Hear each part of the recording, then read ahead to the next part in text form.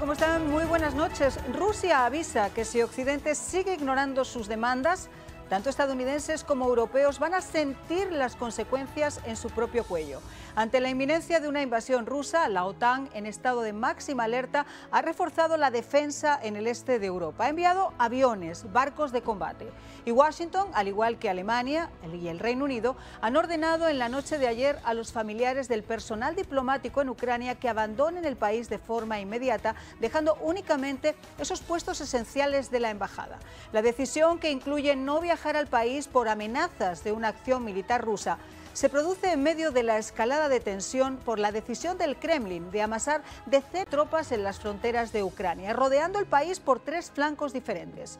La Unión Europea, por su parte, ha advertido a Rusia que una invasión a Ucrania podría conllevarle sanciones masivas, mientras Moscú asegura que Kiev está concentrando una gran cantidad de fuerzas en la línea de contacto con Donbass y lo considera una prueba de que Ucrania se está preparando para lanzar una ofensiva.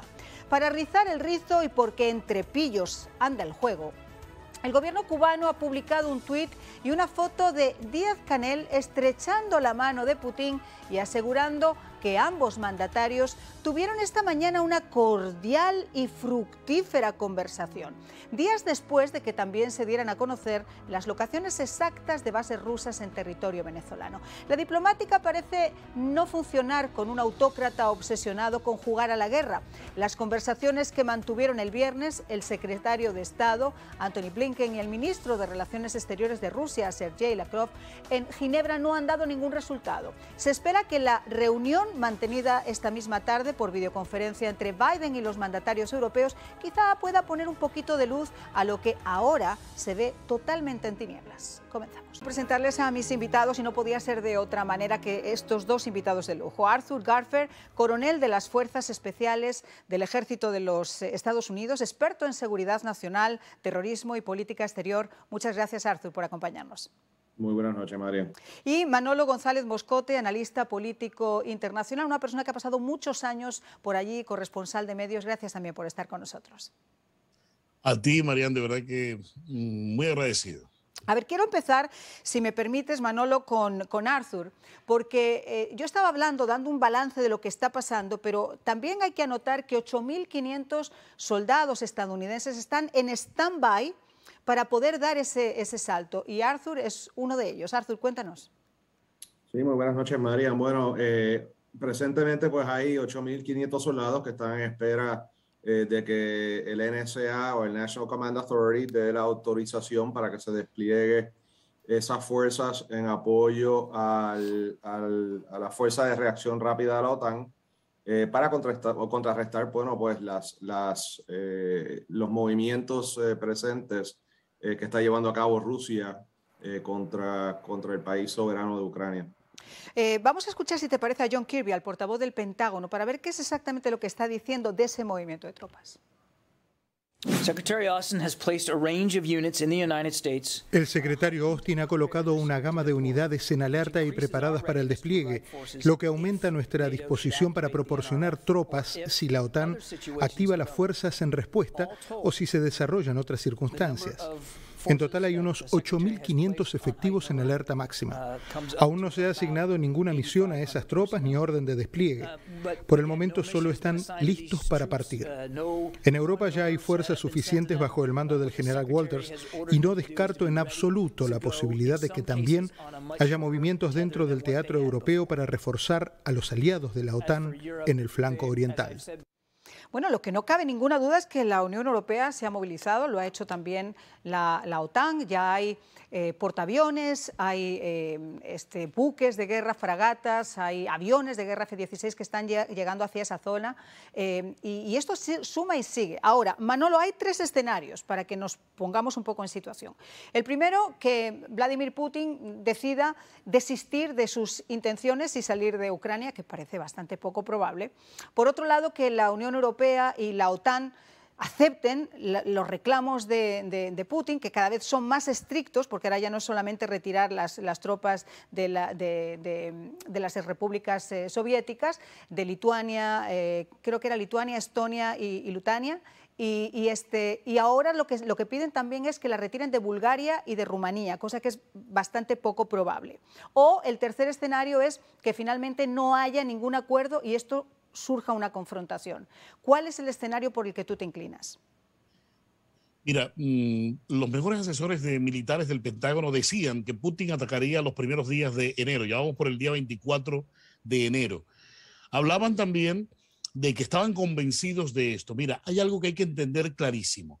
Fíjate que han pasado 24 días desde el 1 de enero y han pasado apenas una semana cuando la OTAN ha mandado absolutamente todo, como diríamos en mi tierra, ha puesto toda la carne en el asador. Mira el nuevo anuncio del presidente, lo que acaba de hacer el domingo Inglaterra, etcétera. O sea, en este momento ya sería un imposible para Putin cuando ya la OTAN prácticamente está ahí a puertas de Ucrania para defenderla. Pudo haber hecho el ataque, como lo decían los mejores asesores, los primeros días de enero, cuando la OTAN todavía estaba lejos. Pero ¿qué tienes hoy en la OTAN? Tienes a una Francia que duda y tienes a una Alemania que duda. ¿Por qué? Hombre, porque Macron es muy cercano a Putin, porque sencillamente Alemania es de los grandes negociados que tiene Putin en Europa con un Stream 2. Entonces ya comienzas a ver tú como que fisuras dentro de la OTAN cuando todo el mundo alegremente decía que la OTAN estaba muy consolidada. Y a pesar de que no está tan consolidada, fíjate cuánto armamento, cuántos soldados está en pie de fuerza para enfrentar a Putin en caso tal de una agresión a Ucrania o inclusive a las repúblicas del Prebáltico, Estonia y Lituania. Fíjate, eso es tan importante. Yo insisto en que aquí van a tener que sentarse con Putin, esperando Putin un acuerdo del último minuto, de la última hora. Putin no se puede ir a Rusia con una victoria militar. ¿Sabes por qué? Porque eso es el acabose de él y de la economía rusa. ¿Sabes qué pasó hoy en Moscú? El 20% del rublo se fue a tierra. Ajá. El 20%, y mira qué día es hoy, el 20%. ¿Tú te imaginas si nos anuncian que ya Putin lo atacó, qué va a pasar con el rublo? El derrumbe total de la economía. ¿Y qué va a pasar? La oposición y el pueblo entero se le viene encima a Putin. Ahí está todo. Aparte hay que entender que la hostilidad con Ucrania no comienza ahora. La hostilidad con Ucrania comenzó en el 91 tras el colapso de la Unión Soviética, porque Ucrania no es cualquier república soviética. Estamos hablando de la cuna de Rusia y yo me imagino que para Rusia en este momento es una humillación inmensa que pueda existir una base militar puesta dentro de prácticamente la frontera de su territorio, que un día fue la cuna de su territorio, apuntando los misiles para Moscú. Ahora, sí me gustaría, Arthur, comentarte.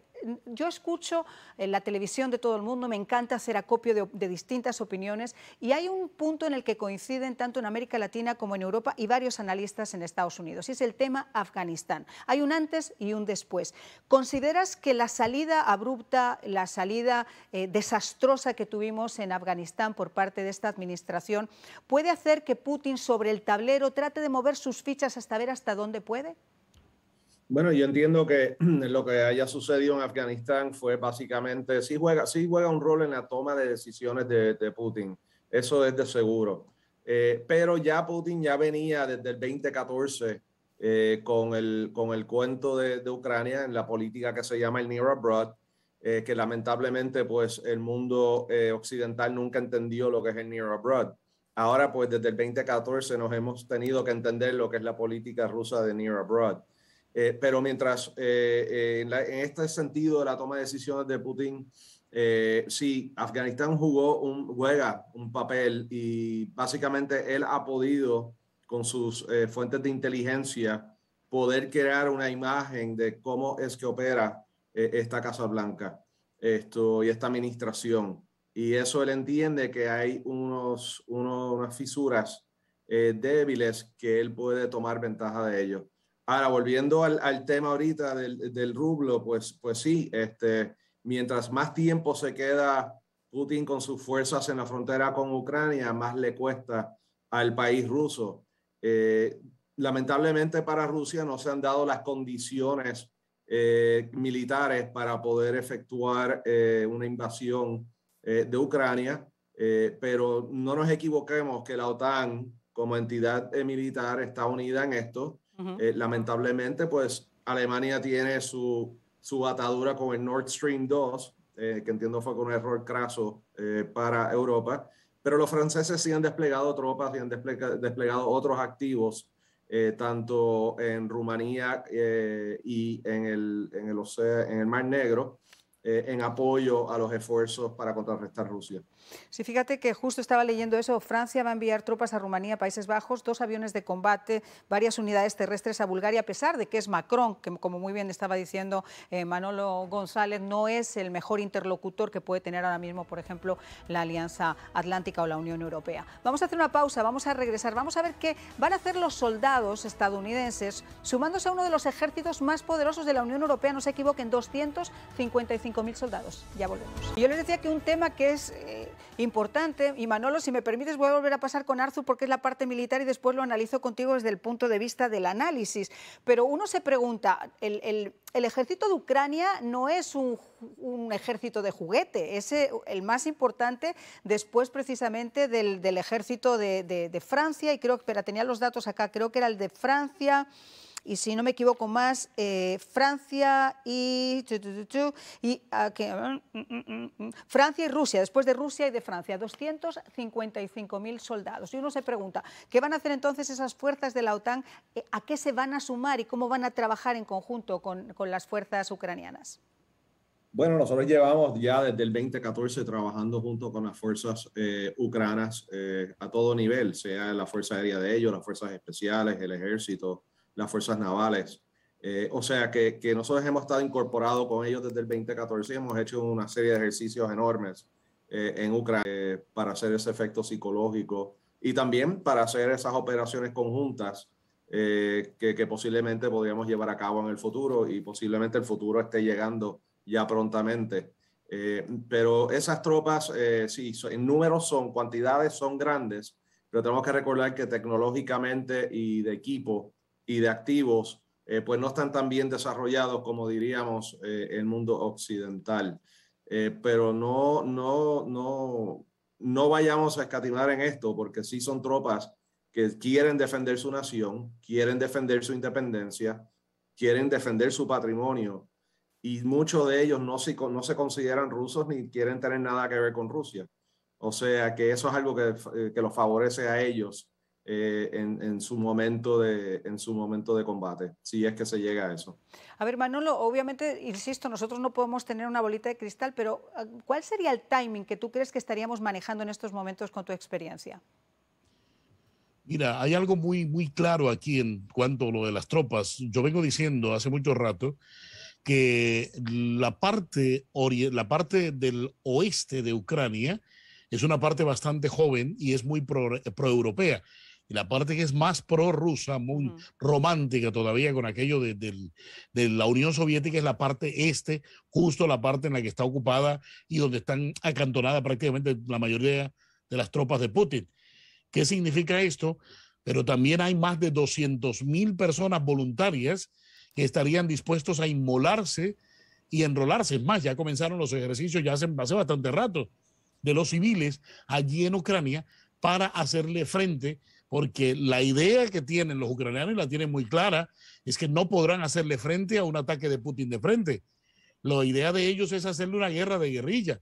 Y en esto, obviamente, acuérdate que la Unión Soviética fue maestra como logró pues llevar hasta Berlín al propio Hitler. Y en eso los ucranianos también. No olvidemos que los principales estudios importantes militares y bases militares de la Unión Soviética siempre estuvieron en Ucrania. Ucrania fue el centro de producción. Por esto la importancia de Putin tener a Ucrania dentro del rol.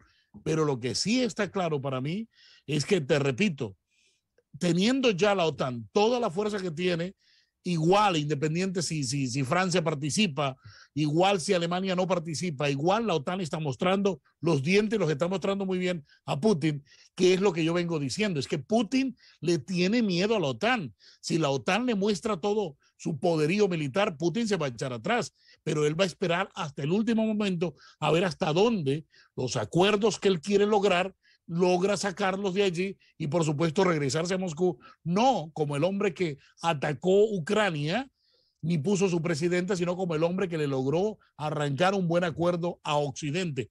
Eso es lo que él busca y pretende para regresar a Moscú. Es que, Marian, otro acuerdo, otra cosa a Putin no le sirve.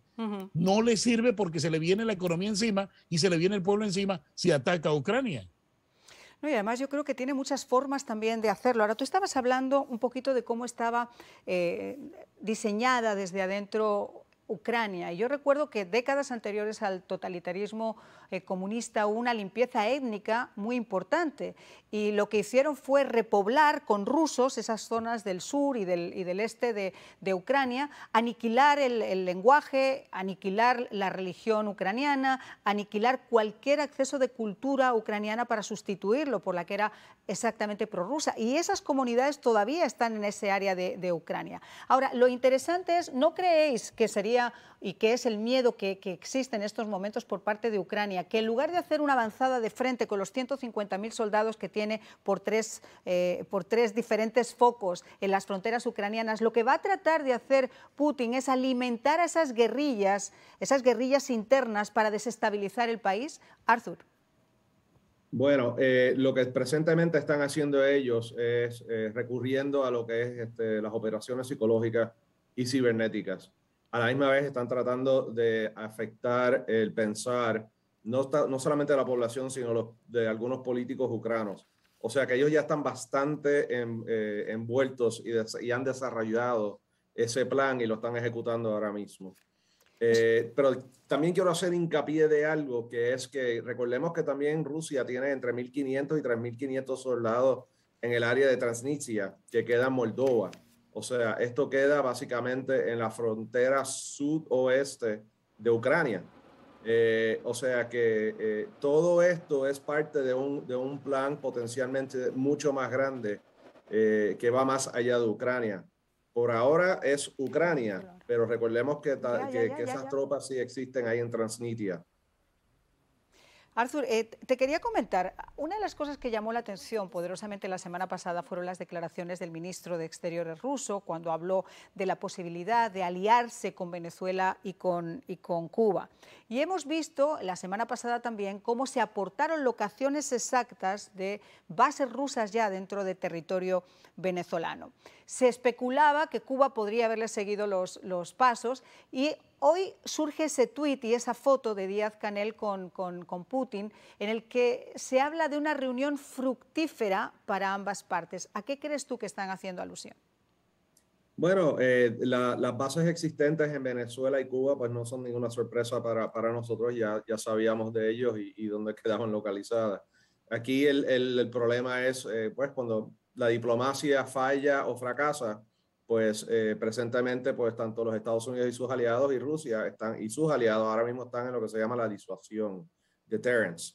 Entonces, como nosotros estamos empujando nuestros aliados en la OTAN y afectando ahora mismo lo que Rusia quería hacer o quiere hacer en Ucrania, pues ellos ven la posibilidad de meterse en el patio de los Estados Unidos, en América Latina, y ellos también de alguna manera mostrar sus dientes con Venezuela y Cuba, que también nosotros podemos hacer lo mismo en su patio.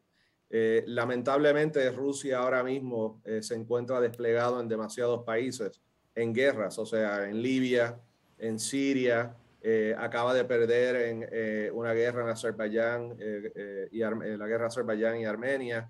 Y ahora pues están también tratando de incursionar en Ucrania, o sea que ahora mismo se les va a hacer a ellos bien difícil fiscalmente, militarmente y también logísticamente apoyar cualquier cosa en las Américas. Manolo, ¿crees que podríamos estar ante una posible futura crisis de los misiles?